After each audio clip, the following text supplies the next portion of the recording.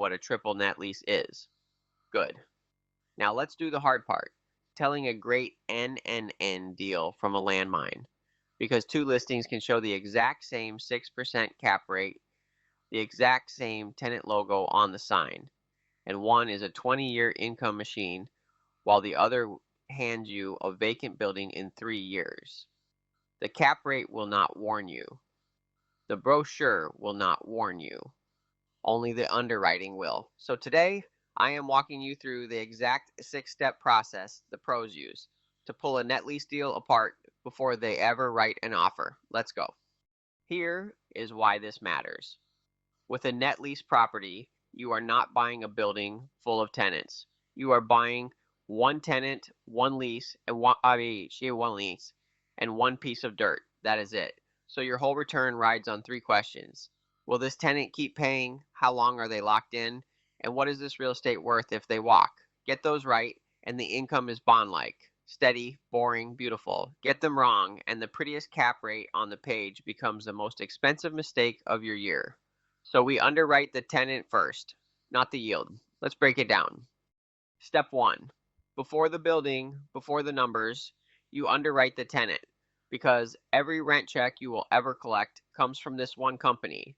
Start with credit. Is this an investment grade tenant, rated BBB minus or better, or is it unrated? Investment grade is the gold standard, and it tightens the cap rate. Buyers will accept. Next, ask who actually signed the lease. A corporate guarantee from the parent company is rock solid. A single franchisee or a thin subsidiary is a completely different risk. Same logo on the sign, totally different balance sheet behind it. Then check the health of the business. Store count, recent earnings, and same-store sales if you can get them. A growing tenant renews. A shrinking one walks. Know which one you're buying. Step 2. The lease is the asset, so read the whole thing, not the broker's one-page abstract. Start with remaining term. 10 years or more is ideal. Under 7, and you are facing rollover risk and a softer resale. Next, the escalations. Does the rent step up on a fixed schedule or sit flat for the whole term? Fixed bumps protect you from inflation. Flat rent quietly erodes your return every year. And here is the one that hides money. Confirm exactly who pays for the roof and the structure. A deal advertised as NNN can really be double net, leaving those big ticket items with you. One roof replacement can erase a full year of profit. Finally, scan for the killers, co-tenancy clauses, and early termination rights that can end the lease before you ever expected. Read it all. Step 3. Location. And on a net lease deal, location is not about curb appeal, it is your insurance policy. Because the day the tenant leaves, the corner is the only thing that brings the next one. So measure the trade area. Traffic count first. 25,000 vehicles a day or more is the threshold national tenants want. Then the demographics, population, income, and growth in the 1, 3, and 5 mile rings around the site. Growing rooftops attract tenants. Shrinking ones chase them away. And judge the real estate itself. Hard corner visibility, easy in and out access, and strong anchors nearby, like a grocery store or a Walmart. A great tenant on a bad corner is a trap. A good corner protects you no matter who is in the building. Step 4. Now the numbers. And on a clean, absolute net deal, they are refreshingly simple. Net operating income is basically the rent, because the tenant pays the operating costs. But stay honest, subtract a small vacancy reserve, 1 or 2% for the gap between leases. Then the formula you live by, cap rate equals NOI divided by the purchase price. Say the property nets $117,000 and the asking price is $1.95 million. That is right around a 6% cap. Compare that to where this tenant tier and this submarket are actually trading. And one more gut check the pros never skip, the price per square foot.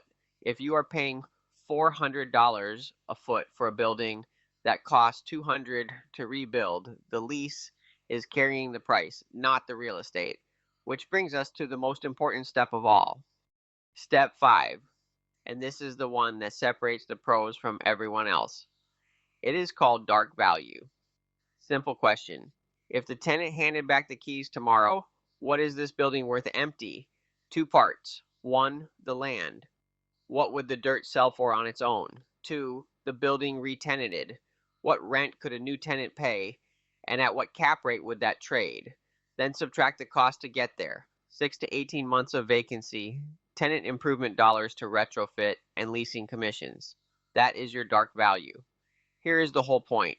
If the purchase price sits far above that number, you are not buying real estate. You're buying a lease. And the day that lease ends, so does your safety net. Always run this before you sign. Always. Step 6. You have a deal you believe in. Now prove it in writing. Inside a 30 to 45 day due diligence window, you verify everything. The most important document is the estoppel certificate, a signed statement from the tenant confirming the rent, the term, and that no defaults exist. That estoppel is non-negotiable. It is how you confirm the lease.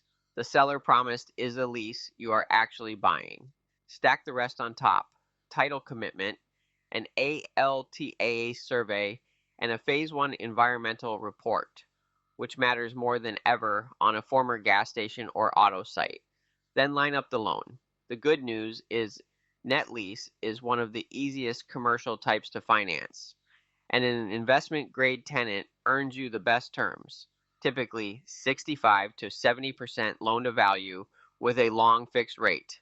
Match your loan term to your lease term, and you are ready to close with confidence. Let me give you one line to anchor on. B, B, B minus. That is the rating that separates an investment-grade tenant from everything below it.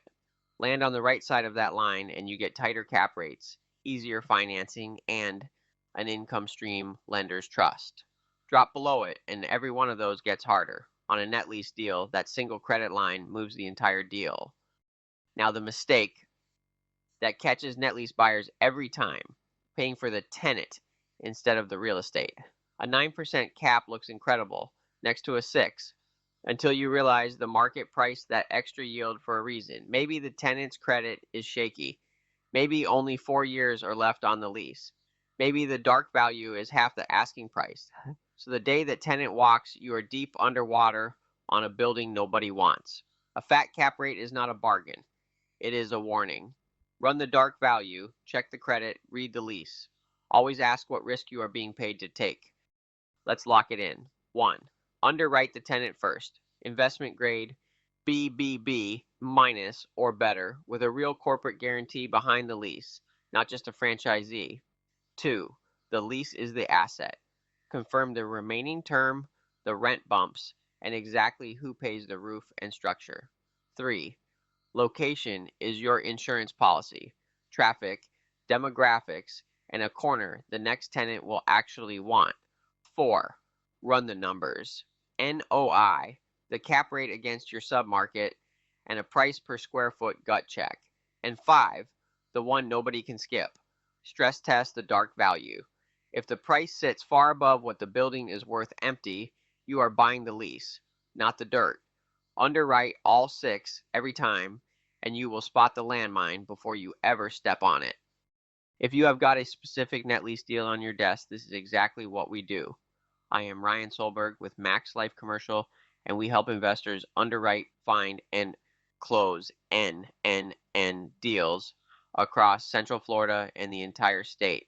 Send us the offering memorandum, and we will pull apart the tenant credit, the lease, and the dark value right alongside you. Start at maxlifedevelopment.com or call us directly at 321-586-2121. Let's make sure the deal is real before you sign. I will see you in the next one.